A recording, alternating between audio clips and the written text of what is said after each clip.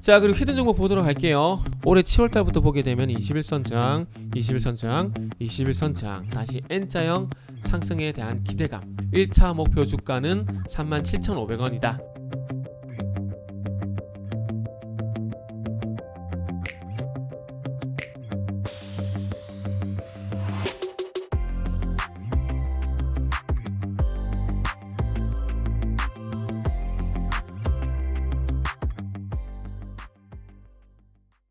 자, 반갑습니다. 알파프로 가족 여러분, 정태근 전문가입니다. 11월 30일, 11월 마지막 거래일 방송 시작을 하도록 하겠습니다. 자, 오늘 첫 번째 방송 종목은 두산중공업이고요. 그리고 방송 말미에는 히든 종목이 공개가 됩니다. 방송 끝까지 시청을 부탁드리고요. 방송 보시고 난 이후에는 좋아요, 구독 부탁드리도록 하겠습니다. 자, 두산중공업은 화면 바로 보시면서 말씀 한번 좀 드려보도록 할게요. 자, 두산중공업이 어제 유상증자를 발표를 하게 되면서 13%가량 급락이 나왔습니다. 13%가량 급락이 나왔고, 그리고 오늘도 3%가량 하락이 나온 상황입니다. 어제하고 오늘 치게 되면 한 17% 정도 하락이 나온 상황인데요. 일단은 근데 두산중공업이라든지 원전 관련주 같은 경우는 11월 18일이라고 보면 되겠네요.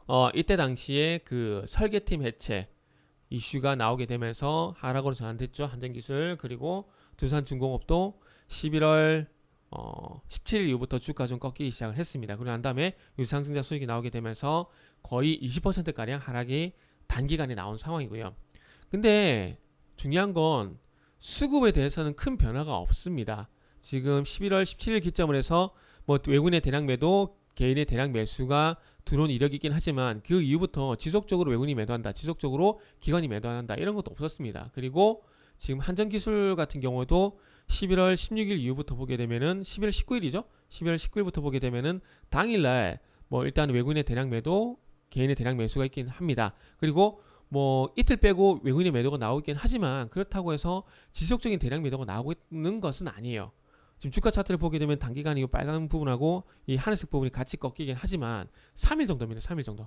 3일 정도이기 때문에 지금은 수급보다는 그냥 뭐라 해야 될까요? 우려감이라 해야 될까요? 우려감? 그리고 최근에 시장도 그렇게 좋지 않고요. 변동성이 커지고 있고요. 그래서 그런 부분들 때문에 제가 볼 때는 이 주가가 좀 흔들린 것이 아닌가라고 좀 봐지고 있고, 그러면 수급에 대한 변화가 없다라면은 아무래도 단기적인 어떤 흔들림이라 좀 봐야 되겠죠? 항상 주가가 상승할 수는 없잖아요. 그죠? 그렇기 때문에 조정 구간에 들어갔다 보면 될 것 같고, 두산중공업도 작년 7월 달부터 보시면 상승, 조정, 거치고 상승, 그리고 조정 거치고 상승, 그리고 조정 거치는 흐름이거든요. 그래서 지금 어찌 보면 두산중공업은 이렇게 아래쪽을 보게 되면은 한 19,000원, 그리고 위쪽으로 한 27,000원 이 박스권이 들어갔다라 보는 것도 뭐 무방해요. 이제 뭐 유상증자 소식도 있었는데, 유상증자가 저는 개인적으로 앞으로 다가올 만한 호재를 보게 된다면 그게 이렇게 악재일까? 라는 생각을 해요, 솔직히. 그래서 어제 좀 재밌는 걸 보면, 자, 당시 공시한 예정 발행가는 18,100원으로 당일 종가, 공시 당일 종가 그저께입니다. 그저께 23,050원보다 21.5%가량 낮은 수준이다. 근데 이걸 뒤집어 보게 되면은 지금 현재 주가가 19,000원이기 때문에 어찌 보면 18,100원 대비해서는 5%가량 주가 위에 있는 상황입니다. 5%가량. 그리고 어제 장중 기준으로 보게 되면은 10%가량 위에 있는 상황이고요. 그렇기 때문에 유상증자를 받게 된다면 그렇게 손해는 아니라고 생각을 합니다. 물론 지금 가지고 있는 주식 때문에 조금 깎이는 부분이 있어요. 깎이는 부분인데 앞으로 체코 원전이란지 그 사우디 원전, 이게 어쨌든 내년이거든요.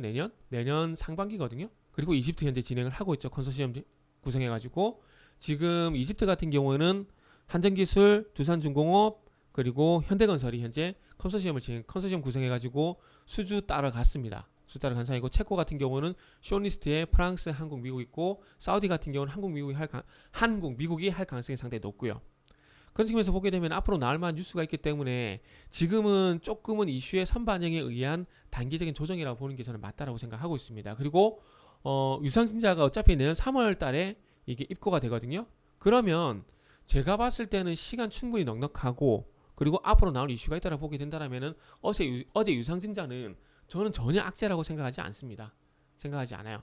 만약 저 하나시스템 같은 경우도 주식 가지고 있다가 유상증자 추가로 받았거든요. 기본적으로 제공되는 물량하고 거기다 플러스 50%가 또 되더라고요. 그래서 받아놓고 수익 실현을 하고 나왔는데 두산중공업도 저는 마찬가지로 생각을 합니다. 그래서 만약에 누가 저한테 1억 정도 빌려주게 된다라면 한 일부가 10% 맞죠? 10% 이자를 생각하고 내년에 갚을 생각이 있어요, 저는.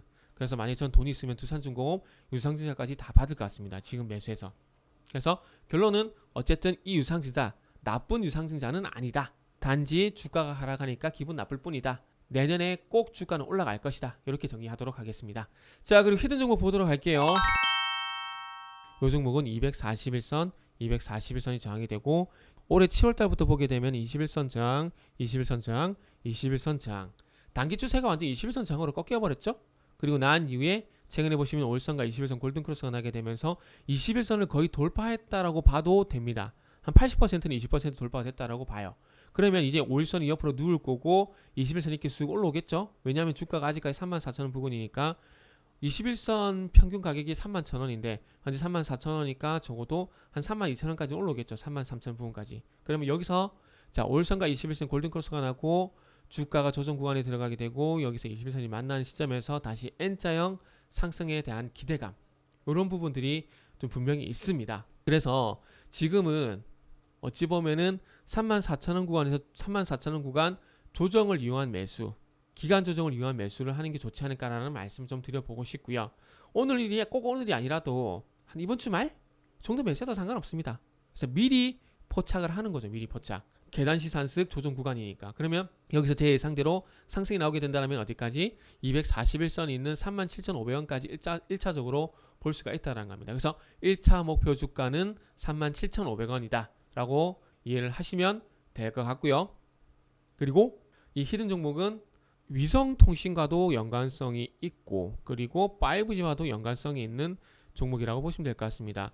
이게 무슨 얘기냐면은 원앱이라는 회사가 저게도 위성 인터넷 서비스 관련돼서 사업을 진행하고 있는 거 아시죠? 근데 앞으로 보잉도 통신용 위성을 발사할 거고 아마존도 2022년 4분기 때 인터넷 프로젝트를 진행할 겁니다. 카이퍼라는. 그래서 그 위성 시험 발사를 진행할 건데 버라이즌이라는 회사와 강대형 인터넷 서비스를 진행할 예정입니다. 근데 지금 이 회사가 현재 삼성전자를 통해서 버라이즌의 질화갈륨 반도체 부품을 공급을 하고 있어요. 이거는 증폭기라 보시면 될 것 같아요. 주파수 증폭기. 그래서 하고 있기 때문에 이런 모멘텀 보게 된다라면은 관심을 가져봐도 될 것 같아요. 그래서 히든 종목이 궁금하신 분들은 알파프로 홈페이지에서 확인을 하시면 됩니다.